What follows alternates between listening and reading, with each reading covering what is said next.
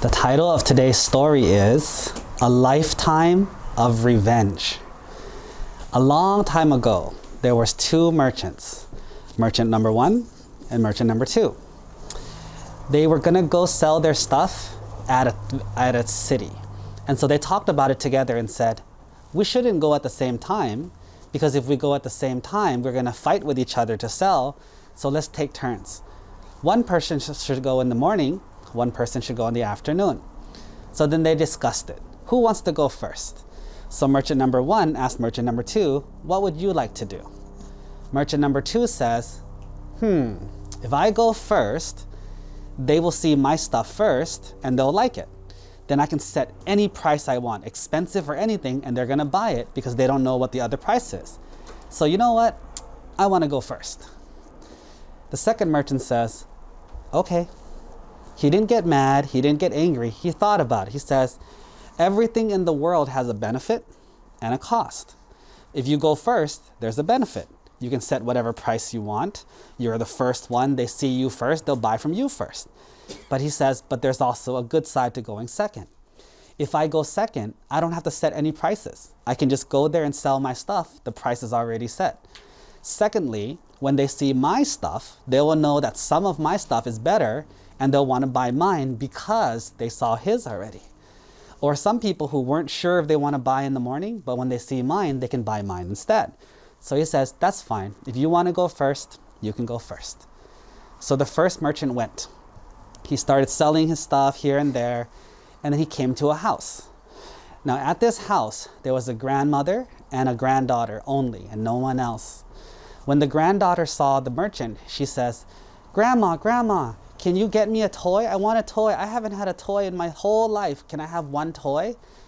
And the grandma said to the granddaughter, I'm sorry, we're so poor. We don't have anything to trade him. How can I get you a toy? And she says, Grandma, give him anything. How about this? How about this? And she picked up a dirty, dirty tray. Well, the trader looked at the tray and looked at it and looked at it. He took his pinky and he scratched it a little bit. And he saw that inside the dirt was pure gold. But this guy was not an honest guy. So instead of telling them that they had a golden tray worth a lot of money, he just said, he did a trick. He threw it on the floor and says, I don't want that dirty tray. It's not worth anything. You know what? I'm gonna go sell my stuff later and I'm gonna come back later if I feel nice. And maybe I'll give you a couple toys for that dirty tray, but save it for me. And so the kid was like, oh, please come back, please come back. Well, he left so happy thinking that he would get the golden tray. Well, some time passed and the second trader came, but the first house he stopped by was the house of the grandmother and the granddaughter. And he says, I have things for sale, things for sale. And the grandmother says, oh, merchant, you can go away. We have nothing. We don't have anything to sell. And the trader says, that's not true. I can see over there that that tray has value. He picked it up and he showed them. He cleaned it off and said, look, it's golden tray. And they says, wow, it's a golden tray. The other trader didn't even tell us. You're so honest. They said, I want to reward your honesty. So they says, here, take the golden tray. We don't even know what to do with it. Just take it and give us a toy for our little granddaughter. He says, no. That's not fair. If I take a golden tray and give you just one toy, I'm taking advantage. I don't want a bad karma. I don't want to get punished later. So I'm going to be honest.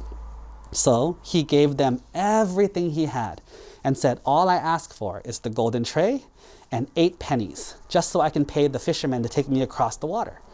They said, okay, deal. So they gave him the golden tray. He gave them 2 big U-Haul trucks full of stuff, right? And so they got the stuff and they were very happy. He went on the boat and started to leave. 2 minutes later, the second trader showed up and says, okay, everyone, I feel like a nice guy. I'm willing to trade you 2 toys for that dirty, ugly tray. And the grandmother and the granddaughter yelled at him, you liar, you cheat, you scoundrel. You tried to trick us. You're dishonest. Get out of here. But when he says, wait, what? How did you guys know? How did you guys know it was a golden tray? And it says, the honest trader came by and told us already. At that point, his face got so red. He was so mad. He wasn't mad that he got yelled at. He was mad that he didn't get his golden tray, and he was mad that his plan fell through. So he says, "Where is the traitor? Where is he?" He said, "Oh, he's at the river, crossing the river." So traitor number 2 ran to the river and says, "Come back with my tray, come back with my tray." And the first traitor says, "It's not your tray. I traded it honestly. You're the one who tried to get it dishonestly. It's not yours. And so I will not go back." That traitor was so mad, he bent down to the ground and grabbed 2 big handfuls of sand. And then he made a promise. He says, "As many as the pieces of sand in my hand, I will follow you every life until I get my revenge. This I promise. I will be your enemy every life." Can you imagine how much sand is in 2 big handfuls? How many little pieces of sand? And from that day forward, these 2 traitors were locked in a karmic connection because of promises and many other things. Then many lives when they were always born close to each other. And this traitor always tried to fight him, to hurt him, to kill him for many lives. Some lives he killed him, and after he killed him, this guy went to hell. Some lives he failed and got punished. He went to jail. Some lives he succeeded and felt guilty.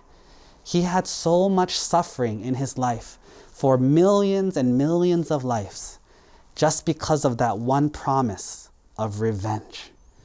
So what is the moral of the story? There's so many morals here, but the one I want you guys to remember is revenge is very bad for you. Not for the person you're hating, not for the person you dislike, but it's bad for you. Because when you set off on a mission of revenge, now you will destroy yourself. You will have suffering. You will have bad karma. Your heart will turn from a pretty red color to a dark, dark color inside. Because it will make you an evil person. Because all you want now is to hurt them, to beat them, to take from them, to conquer them. And it makes you dark-hearted. But the people who know how to forgive, to understand, to let go, to be kind, those are the people with the pretty hearts. The hearts where people see you and then they like you and they love you. So it's your choice. Do you want to go on a path of love and kindness? Or do you want to go on a path of darkness and evil because of revenge? It's your choice, but you got to choose a good path for your own life.